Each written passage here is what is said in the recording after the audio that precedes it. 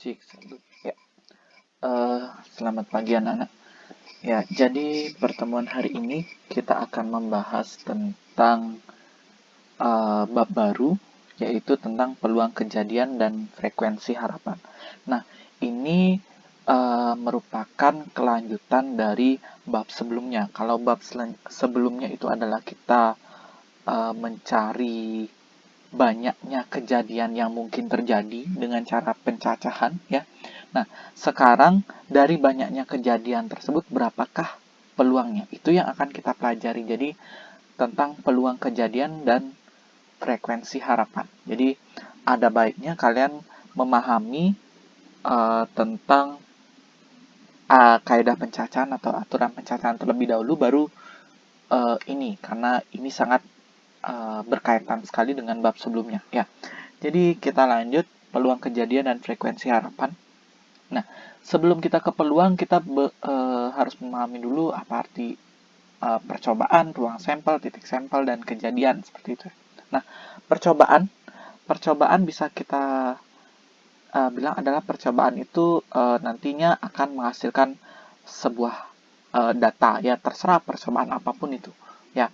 Nah, kemudian dari percobaan tersebut akan terbentuk yang namanya ruang sampel, himpunan dari semua hasil yang mungkin muncul pada suatu percobaan ini, ya.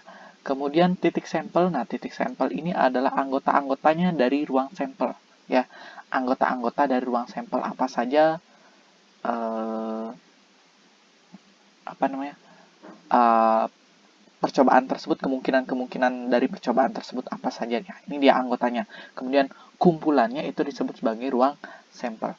Nah, kejadian itu adalah himpunan bagian dari ruang sampel. Ruang sampel maksudnya adalah apa namanya, titik sampel khusus, ya. Ini titik sampel khusus, ya. Jadi mungkin kita akan ke contoh saja. Misalnya percobaan, misal kita ambil pelemparan dari satu buah dadu, ya. Nah, ruang sampel himpunan yang akan terjadi itu adalah dadu yang muncul itu adalah dadu angka 1, angka 2, angka 3, 4, 5, dan nah, maka itu adalah ruang sampelnya. Kita sebut sebagai, kita simbolkan dengan S. Nah, kemudian titik sampelnya apa saja? Apa saja anggota-anggota dari ruang sampel itu? Kalau kita tuliskan, itu ada 1, ada 2, ada 3, ada 4, 5, dan 0. Ya, ini titik sampelnya. Nah, kejadiannya misalnya himpunan apa? Anggota khusus dari ruang sampel. Ya, sorry, ruang sampel maksudnya apa tadi, ya. Nah, misalnya kejadian dari munculnya mata dadu genap, maka P-nya atau K-nya, nah ini P-nya, ya, kejadiannya itu adalah 2, 4, dan 6, karena dia adalah dadu genap, ya. 4 poin ini yang wajib kalian ketahui. Nanti pada umumnya yang wajib yang harus kalian pahami sekali itu adalah yang namanya kejadian dan yang namanya ruang sampel. Misal, bagaimana sih caranya kita menentukan ruang sampel? Misalkan pada pelemparan satu buah koin dan satu buah dadu, nah gitu, ya. Yang kemungkinan bisa terjadi, nah ini, kalau koin itu kan ada dua, ada yang kita sebut angka, dan bagian lainnya kita sebut gambar. Kemudian kalau dadu, kemungkinan yang terjadi itu adalah 1, 2, 3, 4, 5, 6, atau ruang sampelnya 1, 2, 3, 4, 5, 6. Maka ruang sampel dari koin dan dadu itu adalah ini. Kita pasangkan dia 1A, 1G, 2A, 2G, 3A, 3G, 4A, 4G, A5G, dan 6A, 6G. Nah, kalau kalian perhatikan, banyaknya ruang sampel itu ada 12, ya. Pohon faktor, kalau menggunakan pohon faktor ini agak tricky. Pertama, mungkin kita buat dadu dulu. Nah, dadu kemungkinannya kan ada 6, ya. 1, 2, 3, 4, 5, 6. Kemudian ada koin. Nah, kalau koin itu ada 2, maka setiap cabangnya itu akan menjadi 2. AG, AG, AG, AG. Sehingga nanti ruang sampelnya kita tinggal hubungkan. Seperti ini. Sama dia dengan tabel. Jadi yang manapun bisa kalian gunakan, ya. Nah, banyaknya ruang sampelnya kita sebut sebagai NS. Banyaknya ruang sampel itu ada 12. 6 dikali 2. Kenapa 6? Karena jumlah dadu itu ada 6. Dan kemudian kenapa 2? Karena kemungkinan koinnya ada 2, maka tinggal dikalikan. Ruang sampel itu biasanya seperti itu. Tinggal dikalikan saja. Jadi ini dua cara untuk menentukan ruang sampel. Ya. Mungkin kita ke peluang selanjutnya. Baru kita mempelajari yang namanya peluang dari suatu kejadian. Nah, peluang dari suatu kejadian bisa kita bilang itu adalah banyaknya hasil kejadian dari A dibagi dengan semua kemungkinan yang terjadi atau semua hasil yang mungkin. Ya, misalkan banyak kejadian yang kita simpulkan NA, banyaknya semua hasil yang mungkin terjadi itu adalah NS atau banyaknya ruang sampel, maka peluangnya adalah NA dibagi dengan NS-nya. Ya, hanya seperti itu saja peluang. Nah, cuman ada beberapa catatan penting dalam peluang yang wajib kalian ketahui.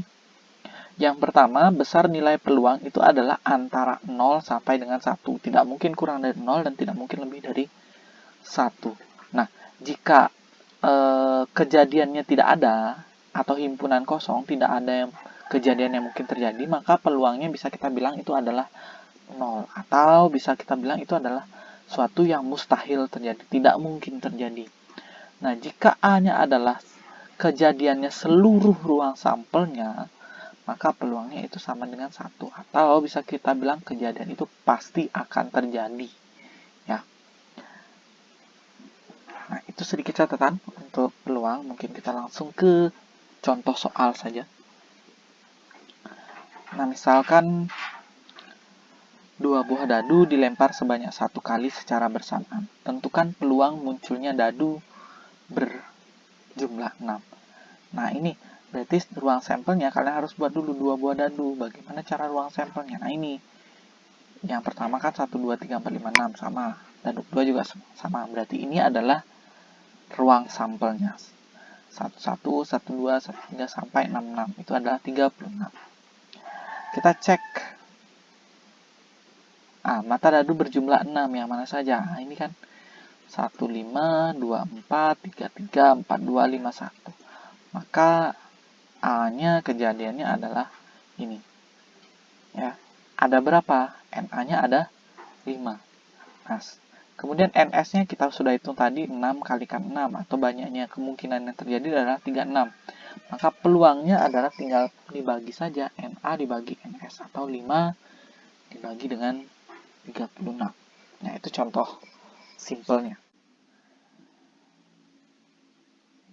Ya, oke. Kita lanjut ke contoh soal berikutnya.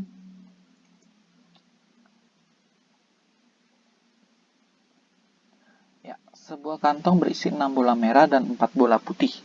Dari kantong akan diambil 2 bola sekaligus secara acak. Tentukan peluang terambilnya 2 bola merah.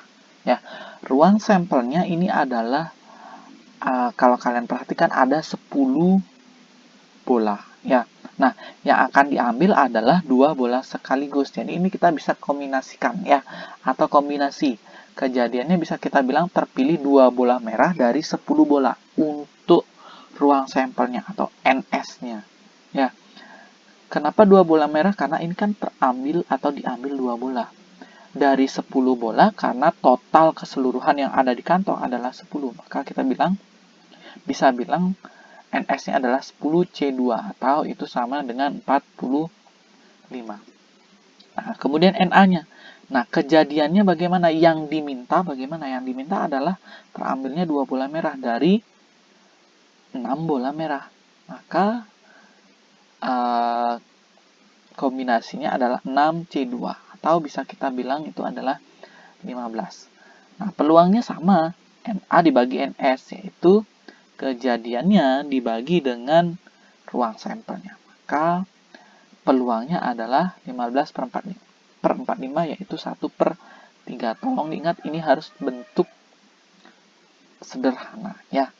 Jadi kurang lebih seperti itu saja peluang. Mudah-mudahan 2 contoh ini bisa mewakili kebingungan kalian atau ketidakpahaman kalian ya tentang peluangnya. Nah, mungkin kita lanjut materi berikutnya. Ini yang sedikit nyambung tentang peluang. Nah, frekuensi harapan.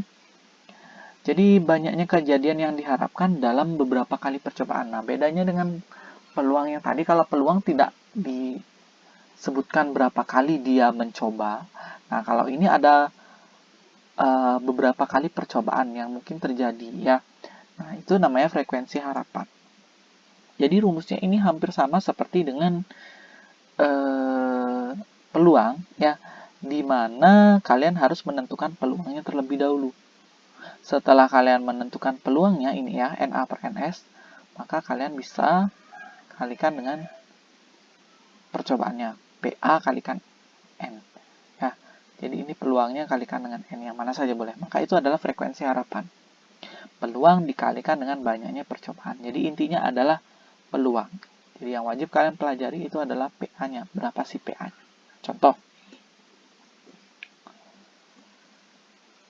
Nah ini. Sama seperti tadi ya. Sebuah kantong berisi 6 bola merah dan 4 bola putih. Dari kantong akan diambil 2 bola sekaligus secara acak. Percobaan tersebut dilakukan sebanyak 30 kali. Tentukan frekuensi harapan terambilnya 2 bola merah.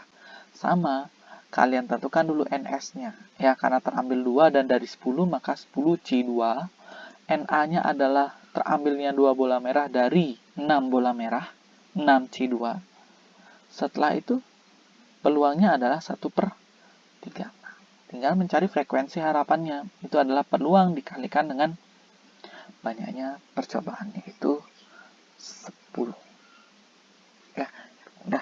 Jadi kurang lebih seperti itu saja materi hari ini. Ya, tentang peluang dan frekuensi harapan tidak terlalu sulit. Jadi pertama, peluang clue-nya di situ adalah kalian harus memahami banyaknya kejadian atau ruang sampelnya gitu ya. Kemudian kalau frekuensi harapan ya, peluangnya itu tinggal dikalikan dengan banyaknya percobaan. Ya, semoga materi ini bisa dipahami dengan baik. Ya, pertemuan hari ini cukup sekian dan terima kasih.